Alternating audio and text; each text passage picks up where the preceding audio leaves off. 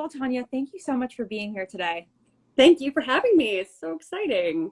Yeah, I'm so excited. I'm actually a huge anime fan, so I'm Ah, excited. Um, we've been talking about anime a lot recently. I'll tell you more about that later. But sure. I was really excited to sit down with you today and kind of dive into all these questions that we've got. Well, I'm pretty excited about this. It'll be really fun. Yeah, So, well, some people kind of coming in. So for anyone who's joining us for the very first time today, thank you so much for being here. If you don't know me yet, I'm Gre Rubinstein. I'm Anne Klein's daughter, and the Women Who Do series was created to truly uphold my grandmother's legacy. She was somebody that stood for strength, empowerment, really a message I think we could all use right now in these difficult times that we're all going through. So um, I'm excited I can do that and really push forward her voice and message. yeah. And without further ado, I would say Tanya, she always said clothes won't change the world. It's the women who will. And you're exactly the kind of person she designed clothing for. So for all of our fans out there who are watching today, can you tell us a little bit more about the amazing things you do? Sure. I'm an animation producer, so I focus mostly on kids. And currently I'm focusing mostly on preschool. So all of our youngest viewers and our next generation are going to save the world and make us all proud. I've been working in the industry for more than 15 years, I guess now, in animation itself. And I've worked in 2D, 3D, worked in live action. So I've kind of done all of it, but animation's kind of my first love. And I love being able to create content for the littlest kids to, aspire, see people, see themselves on screen, aspire to something great, and show them that whatever you see, you can be kind of focus. And I have a little one myself, and it's really fun to watch him learn from all the things and actually watch my shows and be really excited about it. It's very cute. He's also the worst critic, but How old is he? he's 5. Oh, I have a 5-year-old niece. That's such a good age. Yeah, they're super fun. He's got his own critiques, but he's super fun, and he's a big fan of Magic School Bus. So it's really fun. And my husband's a kids TV writer as well, so he gets to watch daddy stuff and mommy stuff, and sometimes we work together. So it's kind of a fun whole family affair, I guess you could say. Yeah.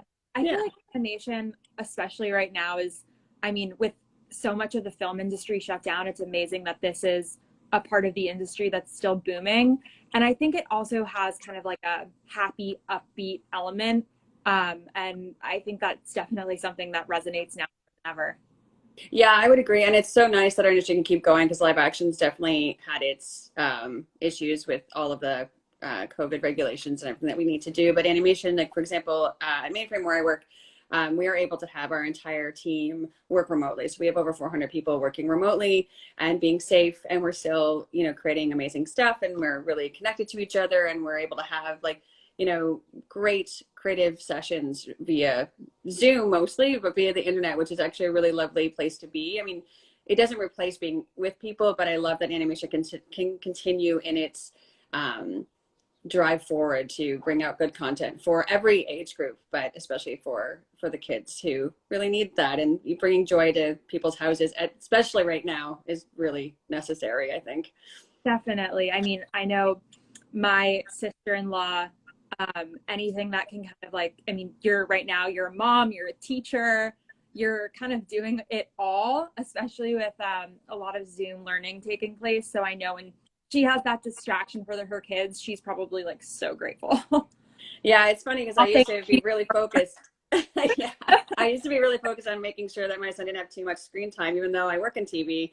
But I'm much more focused now on what he watches, in terms of like, he needs to have that fun release, but he also learning something, because they learn something all the time. And I think that we get so caught up in, screen time is bad, but I think the way we use it is more important. And right now, I mean, getting that relief, like you said, it's just like sometimes they're home 24 hours a day and they can't go with it, they can't play with their friends. There's just so many things they can't do. And so you need to give them some sort of outlet. And I feel really lucky that I can make content that gives them that outlet and can make parents feel comfortable that stuff is going to actually resonate with them and it's going to be good for them to watch.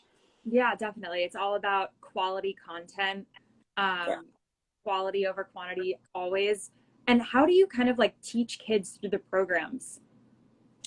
In terms of the watching with, well, I think it's about creating those moments of kind of connectivity with the parents too, asking the questions to the kids. Mm-hmm. So talking to the kids when you're making content, I think talking down to kids loses them. So if you talk to them like they're people and at their level, you're going to, we think that kids know less than they do. Kids are pretty smart, and they want to learn, especially when they're especially, you know, under the age of 10, they really are, they're just sponges for information. Not that we aren't when we get older, but giving them the ability to ask questions and really get them to engage with the characters on screen, but also have those questions to ask parents. Like, for example, my son watches School Bus and it's learning about magnetism, say, and he'll ask questions about it that come up in the show, but he's younger than what that show's targeted for, but it allows us to have that conversation and making content that kids and parents can enjoy, or at least parents can tolerate in terms of preschool sometimes. Like, you know, sometimes there's preschool shows that are just for preschoolers, but I think that creating content that allows them to ask questions and talking to the kids makes them more engaged. When you talk to them as if they really are not the smartest thing and this is above you kind of thing, or you talk down to them, they know it and then they tune out. So when you talk to them like you're their buddy and you get on their level, it allows them to really engage with the content and engage with you as a parent as well, because they're going to want to know more. So you can like open a book and like look through things and talk through something. So it's really kind of giving those touch points of, you can ask the questions and hear the question that the character asked, and now you can fill in the blanks here. And so I think it's really about how we present the information to the kids and making them feel like we're with them right along the way on that journey, and the character is their friend that they can have those conversations with. Oh, that's awesome. That's amazing. And it's so special that you get to share that with your son. It's really fun, I have to say. Yeah. And Tanya, I mean, it's quite amazing. You're a 2-time Emmy-award winning producer. There are countless shows that, you know, you have spearheaded. What has kept you going all these years? What's like that inspiration? I think that I've been really lucky in my career to be really surrounded by really inspiring creative people, and I've learned so much. Like, I've really worked on some incredible properties, and I've worked with some incredible creators and people who genuinely care and love the audience that we're working towards. It's not just about making content, it's about what our audience really needs and what we want to reach out to them and talk to that audience and really care about them. And I've been so fortunate to be able to work with so many creators who think that way, who have given me like really great insights into how kids think and how kids, you know, consume content, and just what's really kind of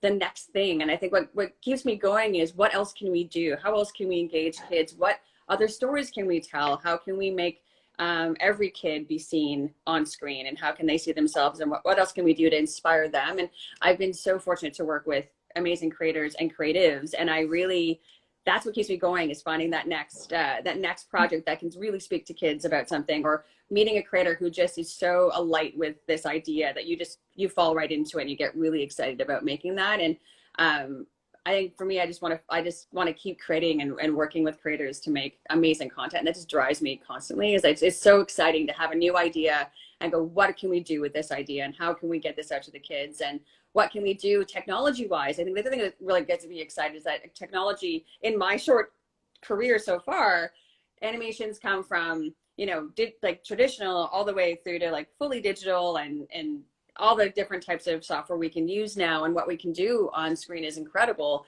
And how do we take that and make it the next level up and make it engaging, but also use things to really bring those to life? And I think that both those things kind of drive me really to kind of see what else we can do next, and what's the next piece of content kids are really going to love.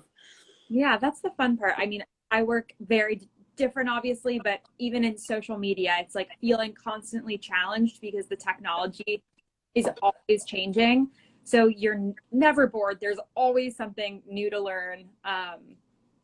Yeah, which is also fun. I think the thing I love about what my job is I love that no day is the same.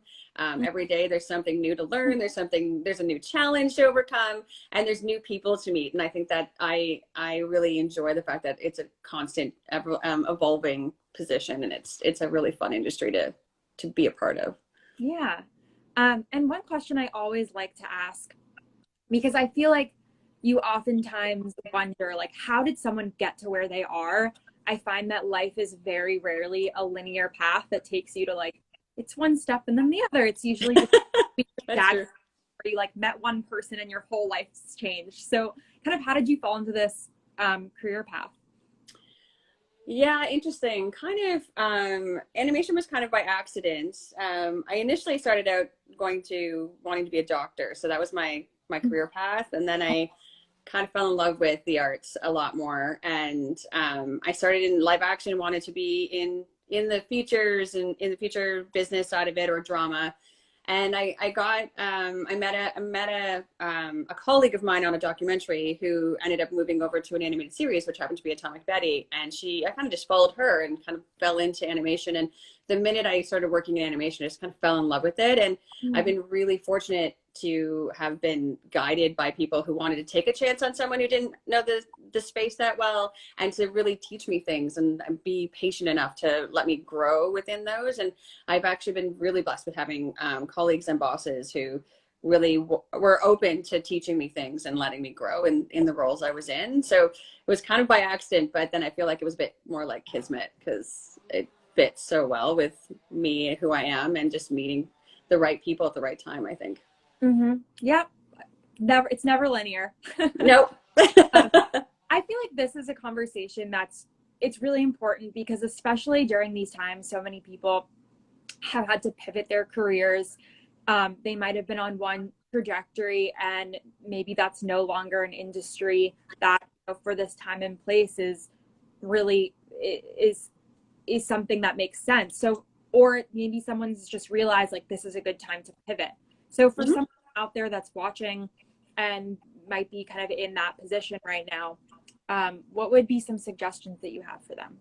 I think that if you decide that you want to pivot or you want to get into another industry, reach out to people, like do your research on who's doing what, like different executives, different types of creatives. In my industry, for example, what I do, I mentor a couple of people currently, and what I tell them is look at what people are doing and find the ones that really speak to you, and then find out who's behind it, and then ask them for coffee right now, because it's COVID. Ask them for a Zoom coffee, because everyone's always up for coffee. It's like non-committal, and it's a half hour of someone's day. So even the busiest executive always has that time.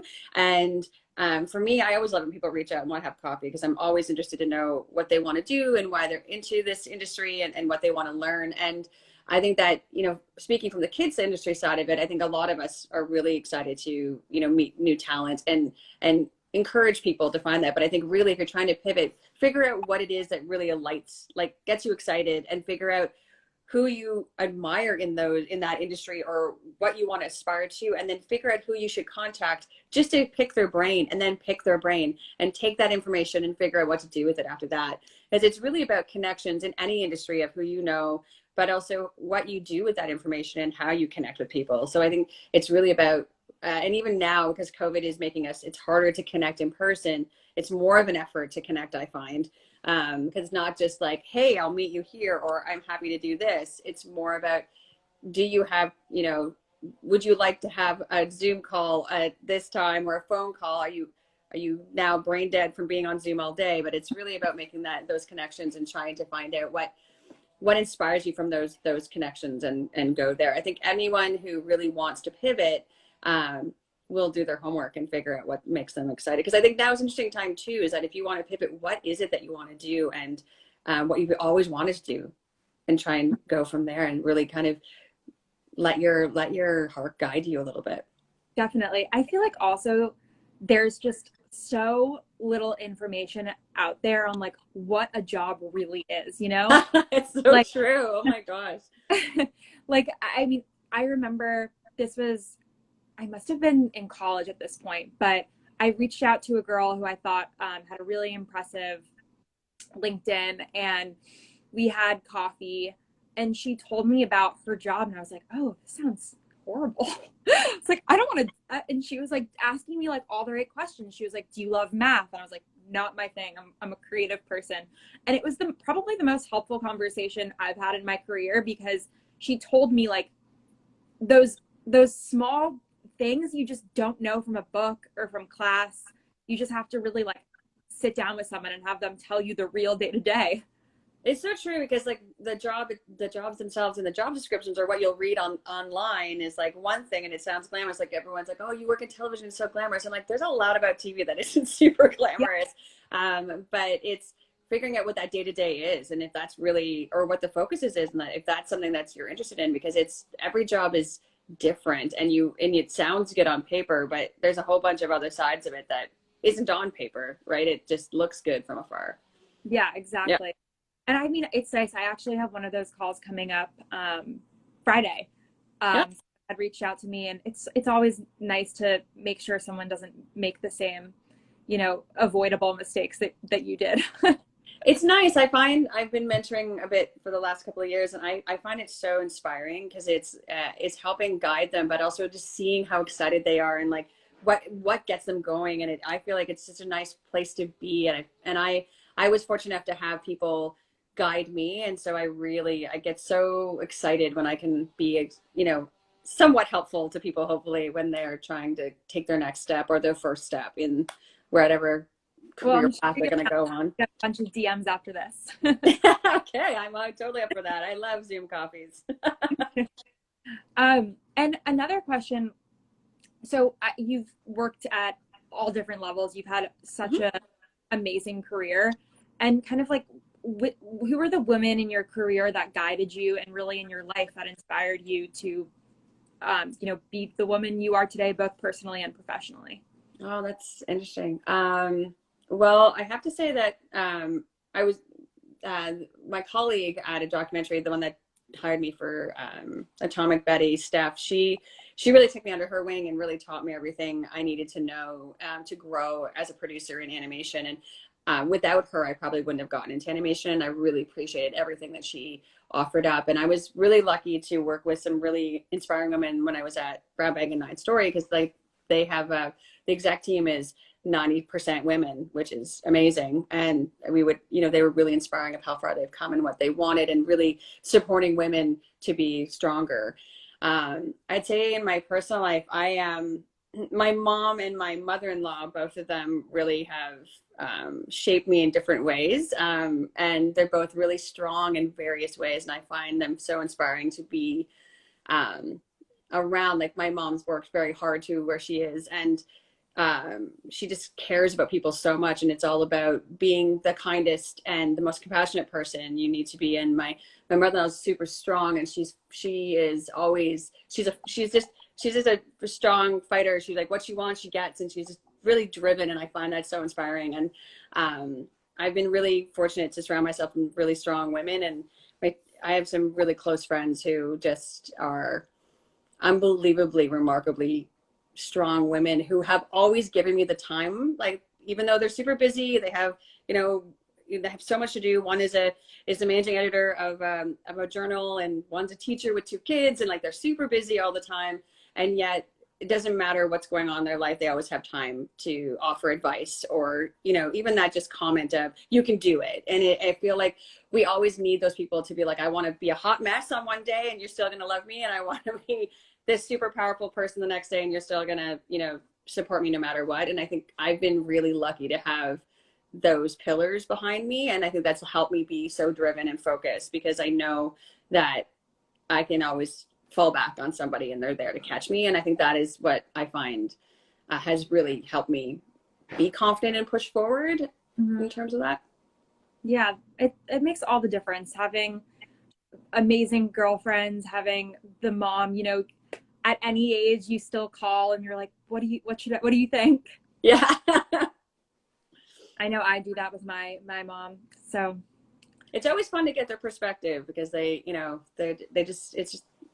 may not even know what to say, but just knowing you can call them and be like, I have this issue and I just want to cry on the phone, and you'll let me cry on the phone. And that's always exactly nice too. Sometimes you just need to you just talk at someone and you figure it out yourself, but they were there to just be on the other end of the exactly line. And there's no I'm not fixing you, I'm just here to listen. And that's sometimes that's all you really need. Exactly. Yeah.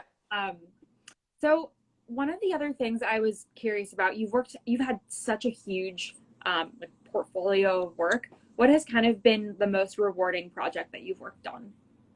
Oh, that's a hard one because I've worked on some amazing ones. I would say one that really captured my heart was Xavier Riddle in the Secret Museum. It's on PBS for anyone watching. It's on PBS, and it is a remarkable series. It's based on a book series called Ordinary People Change the World, and it's about kids. A group of 3 kids go back in time and meet historical figures when they're 6, and they talk about what you can do. So it's a preschool show that basically shows all the kids out there that you can be anything, and gives them kind of takeaways on what you need. Like, you know, if you're gonna, they go visit Bach for one episode, and it's really about, if you keep practicing, you'll get better. And that's the takeaway for the preschooler. But it's just knowing that every